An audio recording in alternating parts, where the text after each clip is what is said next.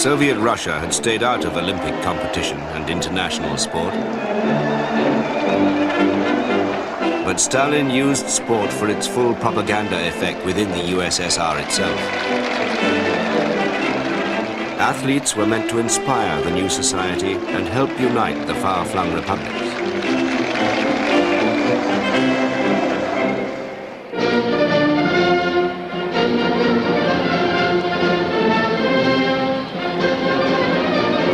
In fascist Italy, Benito Mussolini spent government money to build up sport and made his national teams a weapon of foreign policy.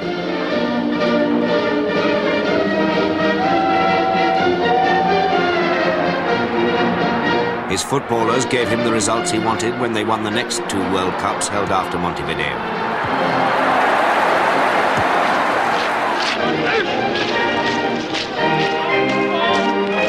But no one was to exploit the full political potential of sport better than Adolf Hitler.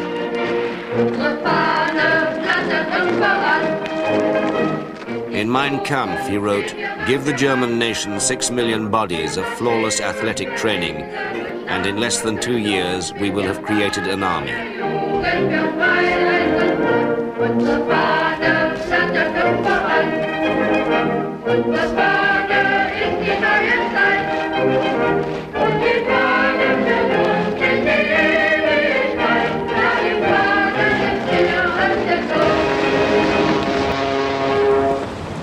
In the summer of 1936, international athletes converged on Germany for the 11th Olympics in Berlin.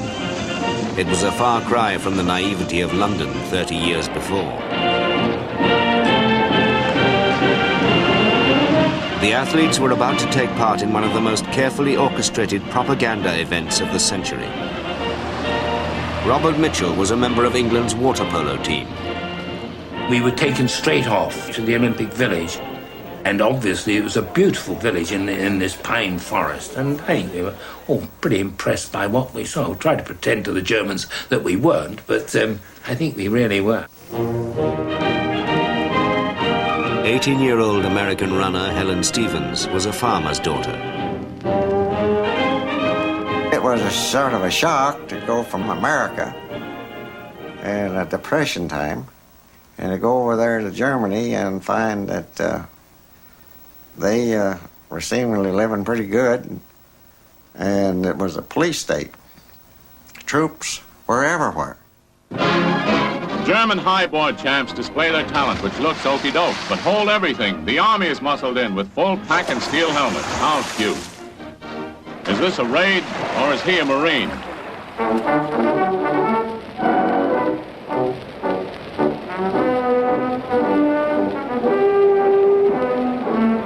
The opening was a carefully staged spectacle to lend a glow of Olympian majesty to the Third Reich.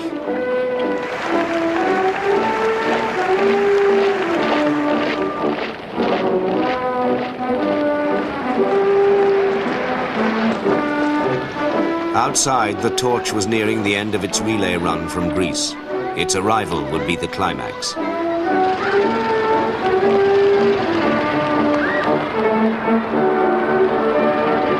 "20-year-old Fritz Schilgen was chosen to carry the flame on the final leg into the stadium. Schilgen would be the living symbol of the Olympian spirit, and at the same time of the Aryan ideal. His blonde, blue-eyed looks helped win him the role. Everything was done to make the whole affair most effective. Naturally, in the climate of 1936, I wasn't selected just for my running style. Nicht der Laufstil allein entscheidend.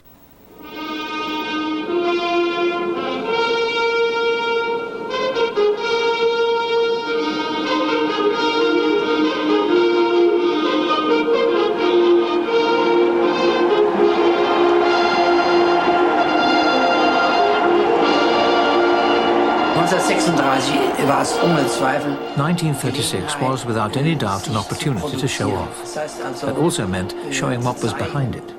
Was dahinter steht, eine einheitliche A united, supposedly united way of thinking. I believe only a few of the sportsmen were aware of this. Den Sportlern in wenigsten Fällen bewusst waren.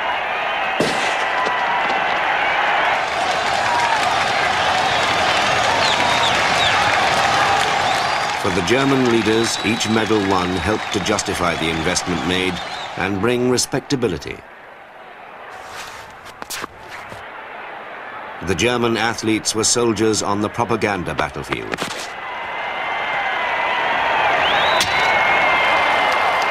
Nationalism was in the air and in the water.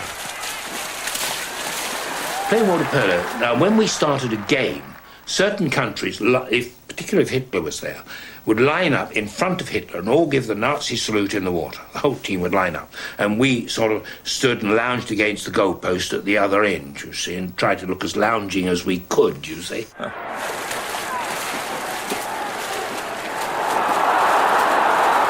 The British water polo team wasn't a serious threat to the Nazi scenario, but the black athletes from the United States were, and they dominated events, both on the field and track.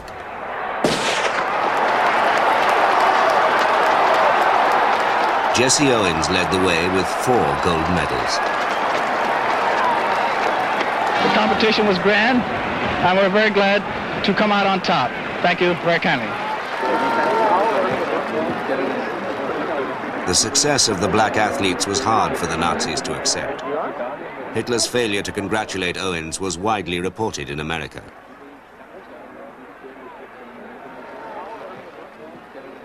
But a victory by a white American woman was treated quite differently.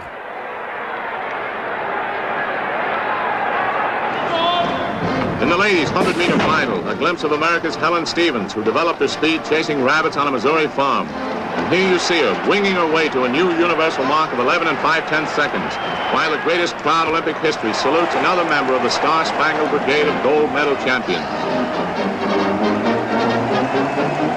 After the American girls' win, Hitler summoned her back to his private box. I said, I believe Hitler's going to shoot me because I see some of those black shirts coming in here and they're testing their Lugers, pulling them in now, their holsters. And then they arrayed themselves around the room, and then Hitler came in, accompanied by an interpreter, and gave us a sloppy salute. And I didn't return it. I gave him a good old Missouri handshake. And I put extra pressure on it, and that gave him the wrong message because he immediately began to hug me and pinch me and squeeze me and see if I was real. And he said, how about spending the weekend with me in Burgerstown? That was his mountain retreat. Helen Stevens declined the invitation. Then he wished me well and hugged me again, pinched me and laughed.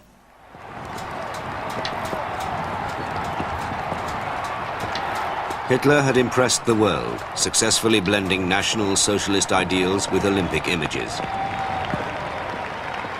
Germany basked, for the moment at least, in the reflected glory.